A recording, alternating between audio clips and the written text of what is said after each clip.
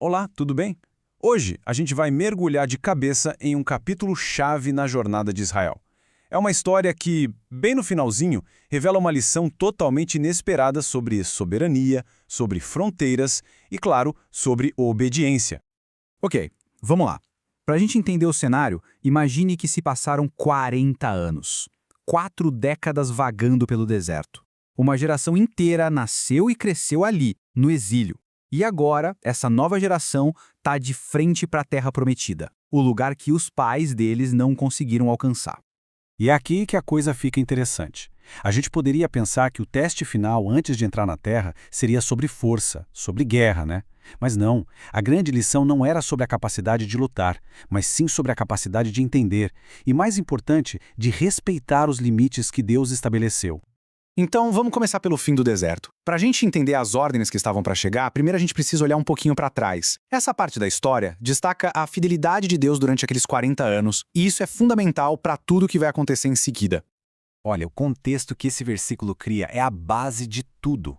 Deus faz questão de lembrar: nesses 40 anos não faltou nada para vocês. Essa memória da provisão completa de Deus era o alicerce que eles precisavam para confiar nas ordens que viriam a seguir, por mais estranhas que parecessem. E é exatamente aqui que a história dá uma virada surpreendente. Eles estão chegando perto da Terra e a gente espera uma ordem de ataque, certo? Mas não. A jornada não começa com uma ordem de batalha, mas com uma lição sobre fronteiras e respeito, desafiando totalmente a expectativa de uma conquista na base da força. A primeira instrução de Deus é, na verdade, uma restrição, uma ordem de não provocar 3 nações bem específicas: Edom, Moabe e Amon. E por que não mexer com eles? Simples, eles eram parentes. Os edomitas eram descendentes de Esaú, irmão de Jacó, e os moabitas e amonitas de Ló, o sobrinho de Abraão. E essa ordem de não mexam aí revela uma verdade gigantesca sobre Deus. A soberania dele não era só sobre Israel. Ele é o dono do mundo todo, e é ele quem distribui as terras e define o destino de todos os povos. O plano era muito maior que uma única nação. E para não deixar nenhuma dúvida, olha só a ênfase dessa ordem: nem mesmo o espaço de um pé. É muito específico, né? Isso mostra que a decisão de Deus sobre aquelas terras era séria, e Israel precisava aprender a respeitar o que, por ordem divina, não era deles.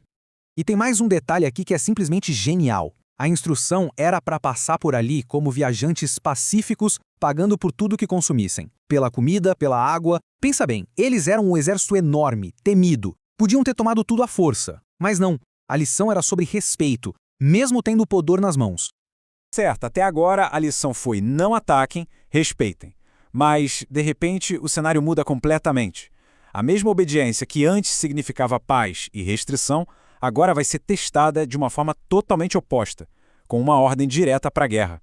O contraste que a gente vê aqui é gritante, é a chave de tudo. Para alguns povos vizinhos, a ordem foi não provoquem. Para Sion, o rei de Hesbom, a ordem foi entre em guerra contra ele. Isso deixa claro que a ação de Israel não podia ser baseada na própria vontade, mas sim na obediência a um comando específico de Deus. Mas por que Seom não quis negociar? O texto explica que a recusa dele não foi um acaso, foi parte do plano. Assim como aconteceu com o faraó lá no Egito, a teimosia do rei Seom foi, na verdade, o meio que Deus usou para entregar aquela terra e a vitória a Israel. E o que aconteceu quando eles obedeceram e foram para a guerra? O resultado foi uma vitória rápida, decisiva e total. O exército de Seom foi derrotado, as cidades foram conquistadas, tudo exatamente como Deus havia prometido. Foi uma demonstração clara do poder que acompanhava a obediência. E essa vitória tem um simbolismo, uau, é muito poderoso. Ela confronta diretamente o medo que paralisou a geração anterior. Os pais deles não entraram na terra porque tiveram medo das cidades fortificadas, dos muros altos. E agora os filhos declaram: não houve cidade de muros altos demais para nós.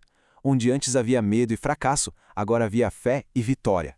Essa história toda de fronteiras e batalhas, então, não é só um relato do passado. Ela serve como base para a gente entender um princípio universal que vale para sempre: a ideia de que Deus é soberano, que Ele é o dono de absolutamente tudo. E isso nos leva à pergunta central: por que Deus se importa tanto com esses limites? Por que colocar essas cercas, seja para não atacar ou para atacar? Com certeza não era algo arbitrário. Havia um propósito muito maior por trás de tudo isso. E se a gente para pensar, essa ideia de limites divinos aparece desde o começo de tudo na Bíblia. Lá no Éden tinha um limite claro, uma árvore da qual não se podia comer. Nas finanças, existe o princípio do dízimo. No nosso corpo, limites sobre a conduta. No tempo, o sábado. São todos exemplos do mesmo princípio. Há fronteiras que nos ensinam sobre quem é o dono. E essa ideia é levada a um nível ainda mais pessoal no Novo Testamento. Essa citação mostra que nada, nem mesmo o nosso próprio corpo, nos pertence de verdade. E quando a gente entende isso, tudo muda. Os limites deixam de ser uma prisão e se tornam uma forma de honrar e cuidar do que pertence a Deus. Então, o grande resumo da ópera é este. A lição de Deuteronômio 2 é que soberania, limites e obediência estão totalmente conectados. A ideia central é que, quando a gente reconhece que Deus é o dono de tudo, paramos de brigar com os limites que Ele coloca. A gente passa a confiar que eles existem para nossa proteção e para nossa bênção. E a gente termina com essa pergunta para reflexão. A jornada de Israel nos mostra algo curioso. A verdadeira liberdade e a vitória não estavam em fazer o que eles queriam, mas em seguir os caminhos que Deus delimitou para eles. Fica a pergunta, né? O que essa verdade pode significar na nossa vida hoje?